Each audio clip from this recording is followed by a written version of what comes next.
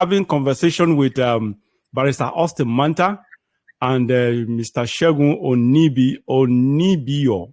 And I hope I got it right now. And so we shall be talking about FCCPC. Honestly, I'm sorry, I forgot about the full meaning of this FCCPC. I hope one of you will remind me. I was actually trying to get to the article that I read that contains the full meaning of FCCPC, that demands the price, that demands that the prices of food items should be I think should be cut down, right? Either cut down or sustained. Is sort of so. I don't know. Shegun, do you remember what this stands for? The FCC. I know they are responsible for issues, things like this. FCCPC. Can you define that for me, please? I can't remember clearly from here, but I know they are irregular. I can tell you it is Federal Competition Consumer Protection Commission. Okay, yeah, Consumer Protection. Okay. I know they are a regulatory body, and it has to do with no, hold on. This is probably they changed the name. We used to know it's Federal Consumer something Consumer Protection. Correct, consumer. Yeah, but so they probably have. I've not heard of federal competition. What are they competing about? I think they are. I think they are different too. I don't think they are the same. You know, sometimes. No, it's the same thing. Their name is Federal Competition and Consumer Protection Commission. That is Commission. Okay. Yeah, but I didn't know it. I've known, at least everybody have known that we've known that for a very long time. But I never. This is the first time I'm hearing federal competition as the name. That it doesn't sound professional to me. What are they competing about? It doesn't make sense to me. Why will a government institution be bearing federal competition? I don't get it. That is ridiculous. Probably they're competing for the attention of the president. Now they've gotten your attention too. They have your attention now.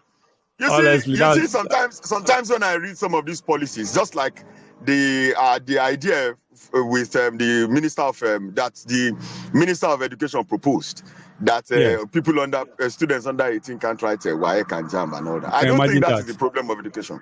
You know, honestly, somebody was analyzing it on TV, and he said, how can somebody goes into the 1970 archives and drag out one idea and just say it must be implemented? What about children who have written the exams already who are 18? So what happens to them? There are arguments back and forth. I think that people are just competing for notification, because from an insider information has said that Tinubu is looking at removing some of the ministers because for non-performance. So everybody is looking for ways to attract attention to themselves and say, oh, look, we have come up with this policy, and we are doing well with the policy, and we expect that the government will give us some lease of life. You see, this particular thing, when I saw the information at first, I laughed. Why? Are they the ones who give people money, the capital, to start their business? That's my point. That's it. The borders that the president said should be open for consumables to be imported into Nigeria, so that people can buy consumables at cheaper rates, and there will be competition in the market for price crash. How many of those consumables have been imported? Because the customs, people who are into this business have said that the customs have refused to reverse back to the agreement reached by the government as against what was proposed during the end bad governance protest. You see, we are just a bunch of people who just think that they can just make pronouncements and people will follow it. And that's one of the reasons, if this were a military government and they have passed a decree saying that this should happen, it will happen. In 1983, I remember, in old Gongola state, if you have any consumable in your store, and you have refused to sell it, open it and distribute to the public. They open it and tell people to line up. I have lined up before to buy Omo. I lined up before to buy peak milk. You know, and they will tell you, you will be the one, since you are the one that is holding those goods, you will be the one to ring bell on them. Yeah, that is and it. They will sell at government control price. So what exactly is the government hoping to achieve with this? You know, by trying to say that you don't make such pronouncements without putting necessary things in place. Mechanism, yeah. What they said rice will be sold at 40,000 naira per bag. Was rice 40,000 naira in 2015? Was rice 40,000 naira in 2019? So these are the things that they got. Look, we just have a bunch of people who just wake up and think they can just say, oh, Mr. Jibrin, shut down your TV station. Then you shut it down because they have made pronouncements. No, it doesn't work that way. There must be something that you will put in place for Mr. Jibrin to shut down whatever he's doing. It is either you compliment what he's doing or you give him an alternative. Yeah. You don't do that and just by fiat, just wake up and say we are going to instruct people. Are you the one who gave them capital to start their business? How much tax have you reduced for them to say, oh, the government has reduced, or how much money? If I buy a bag of rice for 70,000 naira, what law or what right do you have to tell me to sell my rice at 40,000 naira without giving me back what I have lost in buying those bag of rice at 70,000? So these are senseless, needless, useless laws. Sometimes people just wake up and just roll out things and think, because we are government, then people will follow it. That is one of the reasons why we have indiscipline in this country, because the government itself is not even disciplined with its policies. That is it. Yeah, you are absolutely right. And I don't know why we Nigerians, we don't learn from the past. You mentioned the Idiagbon Buhari government then. Yes. You know what happened? They were able to achieve that because it was a military era. Under a democratic setting, you cannot do that. Now, let's even assume that people decide to actually take this man seriously, whoever announced this. And what do you expect? Do you expect people to go sell at government price? No, they will do exactly what they did during the military era. The military do it by force. What they do, they shut their doors, their stores, kind of hid their products or whatever, and it became so scarce. And while it became so scarce, people started even begging. Okay, we don't even have this product now. Can they just allow that? At least let them even sell whatever they wanted to sell. Until when military now intervened and started forcing people, breaking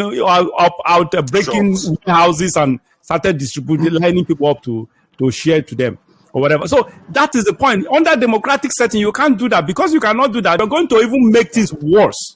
Such policy will even aggravate the situation, because trust me, traders will hoard.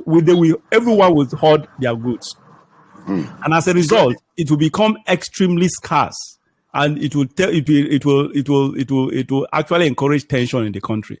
So I don't know who advised. I don't know when. Just like you said, some of them are trying to impress the president or whatever. But honestly, if I were in the president's shoe, if I was to be the president and my minister does or did such thing, made such pronouncement, that's an automatic firing. You are gone.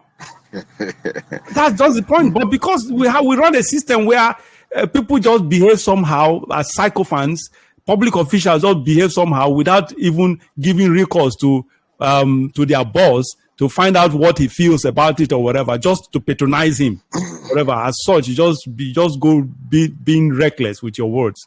It's sort of that is so sad. It's so sad. That is when an institution a government institution loses its respect from the populace. It obviously means that we are getting it. Just like you just made something that you can imagine now, the institution, the three of us, none of apart from Barrister Manta was able to actually define. We don't even know the full meaning of the abbreviated whatever. And now he came up with a pronouncement. Even the pronouncement said, you can imagine how you even downplay the pronouncement. That will tell you that is bad. And because they are the cause, whoever is doing this actually is the cause, or those people that are doing are the cause, because you just have to, before you say something, you have to actually review or think about that stuff. Think it through. Don't just say things because you just want to whatever, curry favor, whatever. At the end of the day, you lose respect. So anytime you say anything, nobody takes you seriously anymore. That's so sad, honestly.